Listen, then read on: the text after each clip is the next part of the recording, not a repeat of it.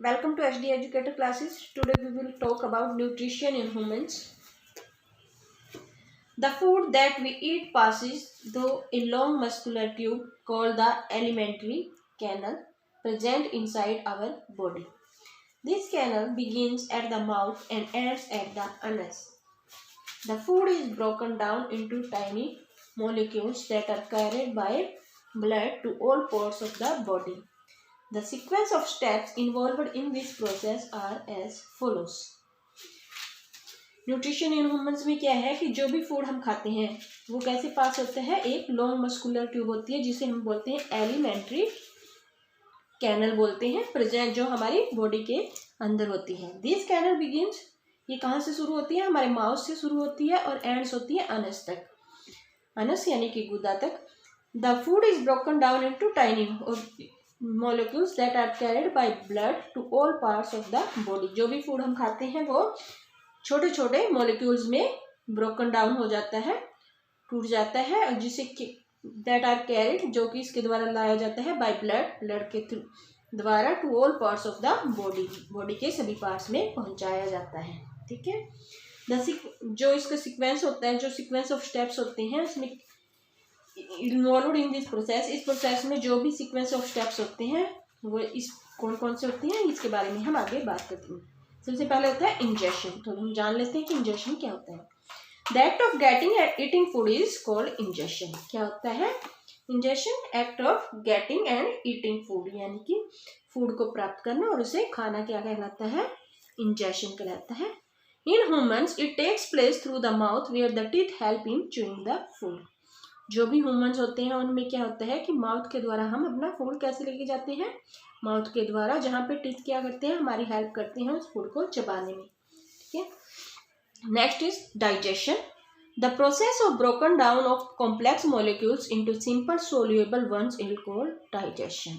Digestion क्या होता है? जो भी प्रोसेस होती है ब्रेक डाउन, जिसमें हमारा जो खाना होता है वो छोटे छोटे मॉलिक्यूल्स में ब्रेक हो जाता है, जो कि कॉम्प्लेक्स मॉलिक्यूल्स, यानी कि जो हमारे बड़े बड़े मॉलिक्यूल्स होते हैं उनको क्या करते हैं सिंपल फॉर्म में सोल्यूएबल, जो कि हम घुलनशील होते हैं हमारे अंदर, उनमें ब्रेक डाउन हो जाता है, और इसी को हम क्या बोलते हैं, डाइजेशन. डाइजेशन यानी कि पाचन.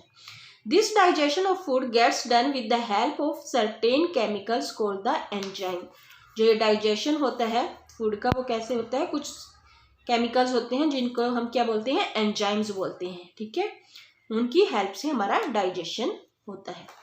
The process of digestion starts in the buccal cavity and gets completed in the small intestine. ठीक है. द प्रोसेस, जो भी प्रोसेस होती है डाइजेशन की, वो कहाँ से स्टार्ट होती है, बक्कल कैविटी से स्टार्ट होती है, और कंप्लीट कहाँ पे जाके होती है, हमारी स्मॉल इंटेस्टाइन में, छोटी आंत में. Next step is absorption. The digested food is absorbed by the walls of the small intestine from where it gets passed onto the blood. तो जो ये एब्जॉर्ब कहाँ पे होता है, स्मॉल इंटेस्टाइन में. एब्जॉर्ब करने के बाद it gets pass on to the blood में इसको पहुंचाया जाता है. ठीक है. ब्लड तक पहुंच जाता है. Assimilation. The absorbed food is utilized by the body for growth and formation of body parts. This process is known as assimilation. Assimilation क्या होता है कि जो भी हमारा absorbed food होता है उसका यूज हमारी बॉडी कैसे करती है, ग्रोथ के लिए और फॉर्मेशन के लिए. ठीक है. ऑफ बॉडी पार्ट्स, जो भी हमारे बॉडी के पार्ट्स होते हैं उनकी ग्रोथ और फॉर्मेशन के लिए, उनके विकास के लिए और उनके निर्माण के लिए इस फूड को का यूज किया जाता है. इस प्रोसेस को हम क्या बोलेंगे, assimilation. This process is known as assimilation. ठीक है. जो भी हम फूड खाते हैं सबसे पहले क्या होता है, सबसे पहले उसका इंजेक्शन होएगा, फिर डाइजेशन, फिर एब्जॉर्प्शन और फिर assimilation for growth and formation. Next egestion. The elimination of undigested food from the alimentary canal is known egestion. ठीक है. तो जो भी हमारा अनडाइजेस्टेड फूड जो हमारा रह जाता है, जो हमारा डाइजेस्ट नहीं हो पाता, उसको हम बॉडी से बाहर निकालने की जो प्रक्रिया होती है एलिमेंट्री कैनल के द्वारा हम उसे बाहर निकालते हैं, तो वो क्या कहलाती है, वो कहलाती है एजेशन. ठीक है. तो ये हमारे स्टेप्स थे, injection, digestion, absorption, assimilation and egestion. The alimentary canal is made up of the following body parts. जो एलिमेंट्री कैनल होती है वो किन किन पार्ट्स से बनी हुई है? सबसे पहले इसमें आता है बक्कल कैविटी, जिसे हम अनस भी बोलते हैं। उसके बाद फूड पाइप और ओसियोफेगस, यानी कि जो हमारी भोजन नली है। Stomach, small intestine, large intestine, rectum and Anas. ठीक है, तो ये सब इसके अंदर आते हैं। कौन कौन से आते हैं?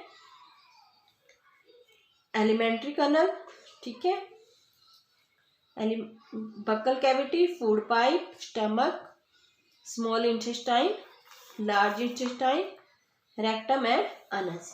Okay, next, beside these parts there are a number of glands associated with the alimentary canal। इनके अलावा भी बहुत सारी ऐसी ग्लैंड्स यानी कि ग्रंथि होती हैं जो एलिमेंट्री कैनल के साथ जुड़ी हुई होती हैं, which play their roles in the process of digestion of foods, जो अपना रोल प्ले करती हैं फूड के डाइजेशन में। ठीक है, यानी कि हमारा जो फूड डाइजेस्ट होता है, उस पाचन होता है जो हमारे भोजन का, उसमें हेल्प करती है।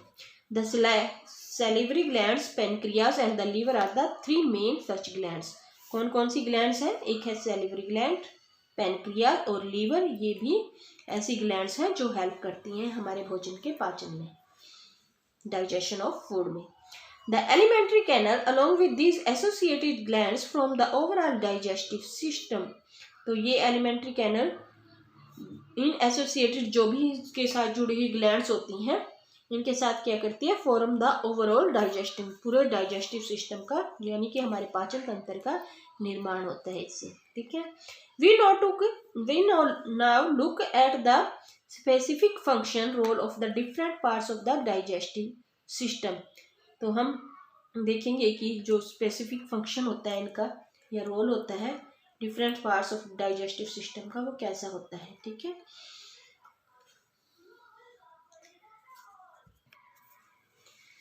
thank you। Next we will take in next